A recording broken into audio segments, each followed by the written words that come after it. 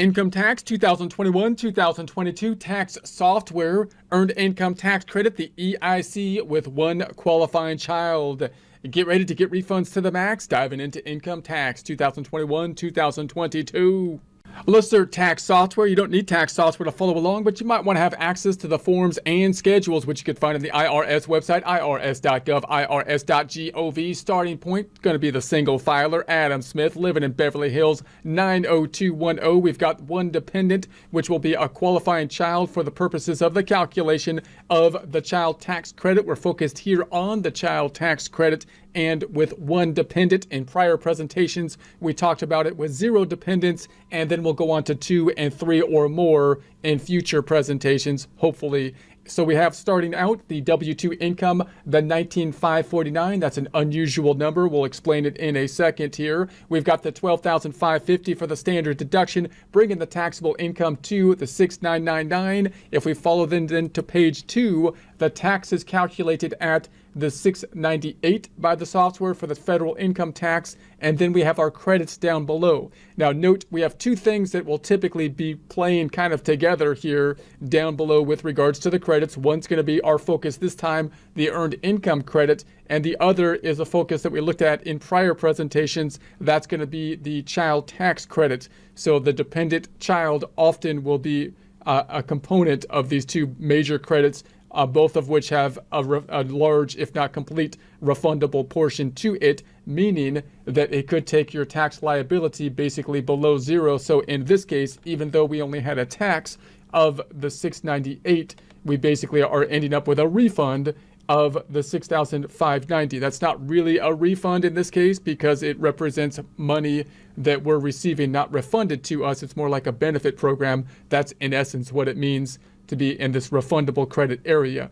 Now note that we have the credit at the $3,618. The question people often have is if I have one child, then do I get to take the earned income tax credit? That's typically what will be answered on like IRS websites, but then you really want to know where are you going to maximize the earned income tax credit. So for example, we can think of it as a curve. We're thinking of it as a curve with one child. We'll look at single versus married.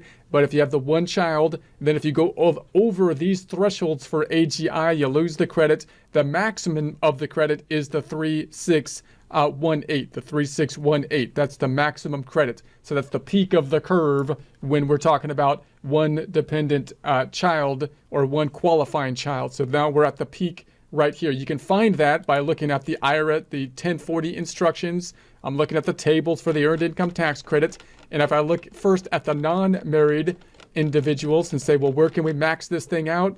It's somewhere between the 10,600 all the way down, or as my income goes up through the threshold of the 19,550 or 19,549. So we're at the upper threshold, the upper peak of income threshold. If we go up above this amount, then it'll start to go back down. So you can have anywhere with your income anywhere between with the one dependent, anywhere between that 19,549. And if I bring my income down all the way down to the threshold of the 10,600, I'll still have that maximum credit. So if I brought my income down from 19,549 to, let's say, what did I say it was? The 10,600, the 10,600. So now I've got 10,600. I'm still maximizing the credit calculation at the 3,618. Now, if I go below that amount, I'm going to start to lose, the credit will start to go down. And you can see that with the table here. So that's where the peak of the credit is. If I start going below that, earned income of, let's say, 8,000 earned income, then the credit here is going down. If I say it's going to be 7,000 earned income, then we have it going down. If I say it is at, let's say, 3,000 earned income, then the credit is going down. If I say we have 2,000 earned income, the credit is going down. And obviously, if I don't have any earned income, let's say it was $100 of earned income, then you get a very little amount of the credit. If you had no earned income, we would be at 0. If we bring it back up We bring it back up to the lower threshold of the 10.6. That's the max. We got the 10.6. So now it's back up to the max, the 3,118. If single, that max extends all the way down, as we saw, to the peak. We're at the peak. We stay at the peak all the way through the 19,549, I believe. So we can go 19,549, 19,549, and we're still at the peak, maximizing out the credit. And then if we go above that, we're going to say, okay, what if I was at 20,000? Then the credit is going back down because it maxed out at the 3,618. If I go to 22,000, the credit is now going back down because we're over the income threshold. If I go to 23, let's say 25,000, and we can go up as high as 42 before we lose the credit entirely. So if I bring it up then to 29,000, then credit's going down. If I go up then to 20, let's say 35,000, credit is going down. If I go up to 37,000, then credit going down fairly substantially. If I go to 40,000, still getting it, but it's pretty low. And if I go up above 42,200, then I lose the credit. That's the maximum if I'm single with the one qualifying child. So that's the general idea of it.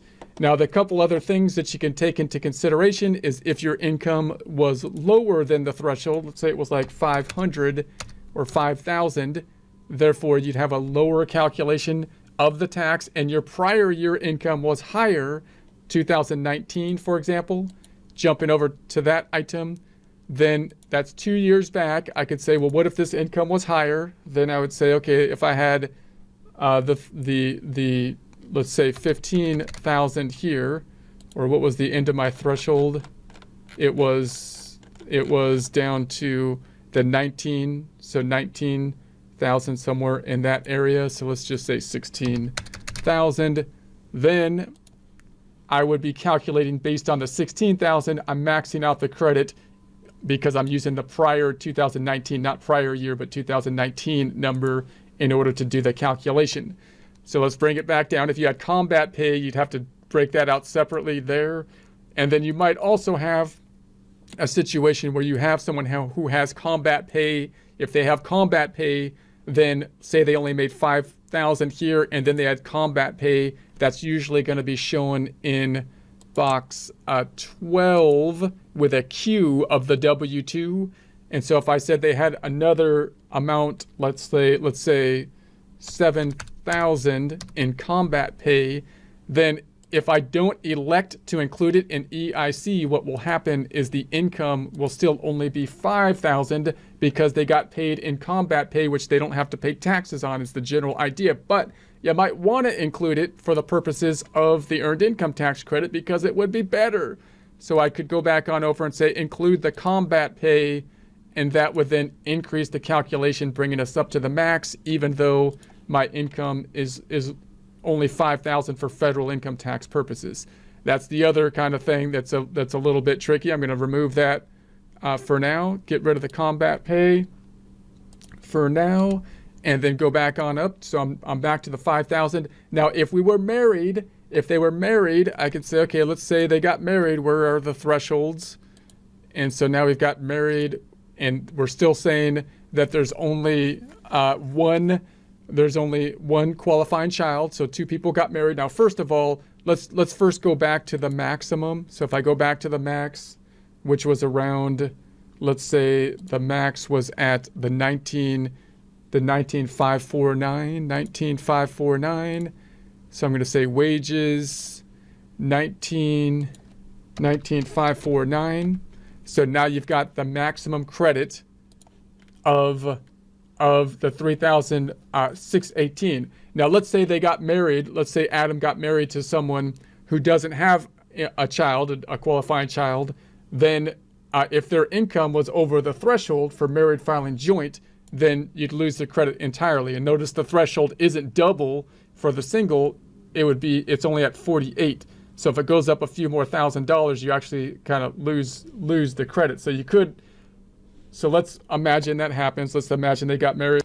So they get married, Adam and Eve got married, and then the other spouse here, let's say that they earn 28,559. So that would take us over the 48,108 threshold. So if that was the case, then you would say, okay, they got married, they still got the one qualifying child, and they wouldn't have anything for the EIC because they would be over the threshold. So you got two people over the threshold due to the income level there.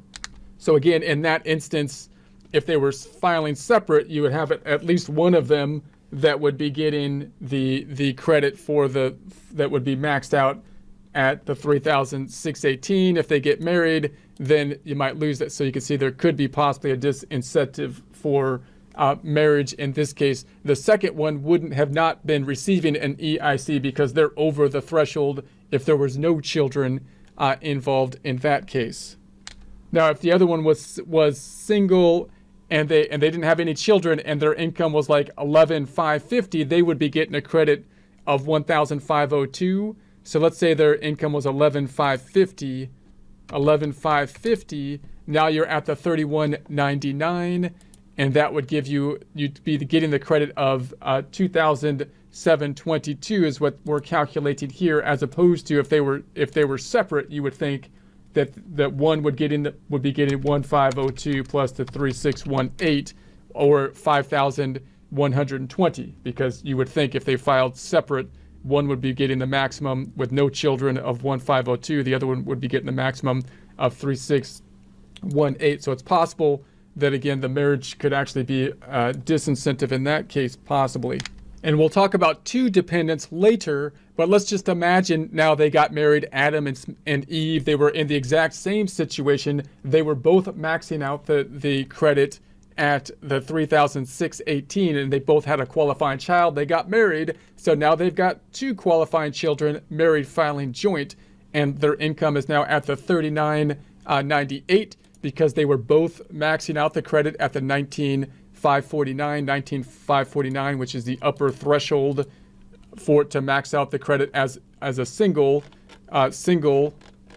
filer, to max out the credit as a single filer, as we saw here. And so they would be maxing that out. And then if I go to page 2, so now they get the credit of the 3,115, which again, you would think if they didn't get married in that instance, they would both be maxing out the credit at 3,618 times 2 for the two single filers. So you can see there's a significant kind of difference, and which could be a negative difference when getting married with the credit, as far as I can catch. So that's something just to keep in mind, because it can be kind of a shocker possibly. Okay, so now let's just get a feel for the curve. If you're married with one qualifying child, how can you maximize the credit out? Well, you can go as low as still the amount of the 10,006. So if our income was as low, if I go back on over here, I'm just going to put income in one of the two, 10,006. Then if I go back on over, the credit is maxed at the 3,618, and then we can go as high before it starts going back down again. We can go as high all the way over to the green area to the 25,500, 25,500, and then go back on over. It went down a little bit. It's 25,499. So there's the peak. And then if you go beyond that, it starts to go back down. So then I'm going to say if income goes to 28,000, the threshold is going back down.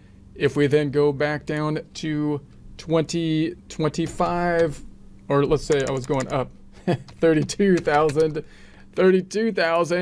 then it starts to go down. If we bring it up to 37,000, then it's going down. And then if I bring it up to 40, let's say 42,000, then it's going down. If I bring it up to 45,000, then it's going down. And if it goes over the 48,200 about, we lose the credit entirely. Going the other way, if we bring it back down to the upper threshold to maximize it, that was the 25,499, then we still get the max credit. We then bring it down all the way down to the bottom. It flattens out.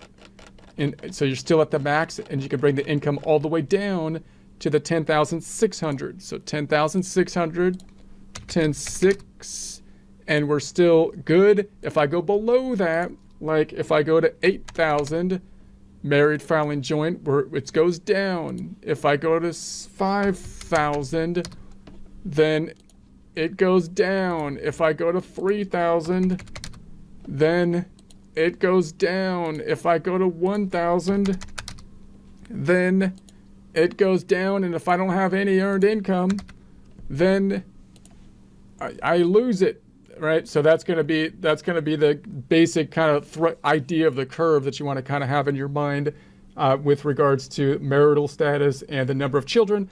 In the following presentations, we'll take a look at two qualifying children and then 3 or more.